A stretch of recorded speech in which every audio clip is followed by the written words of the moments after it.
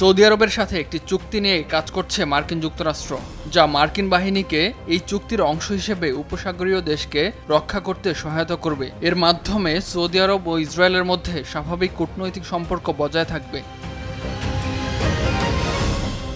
রোববার Wall Street জার্নালে প্রকাশিত এক প্রতিবেদনে কথা জানিয়েছেন মার্কিন ও সৌদি কর্মকর্তারা।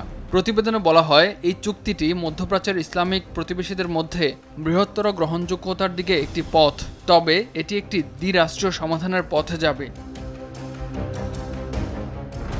চুক্তিটির নাম দেওয়া হয়েছে কৌশলগত জোট চুক্তি। সিনেটে এটি পাশ হওয়ার জন্য 2/3 সংখ্যাগরিষ্ঠ ভোটের প্রয়োজন হবে।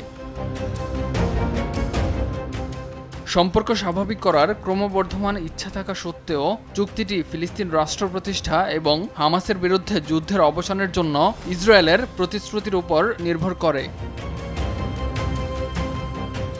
এটি পাশ হলে মার্কিন স্বার্থ এবং আঞ্চলিক অংশীদারদের সুরক্ষার জন্য সৌদি ভূখণ্ড এবং আকাশসীমায় ওয়াশিংটনের প্রবেশ সহজ হবে। ইমতিয়াজ আহমেদ, RTV।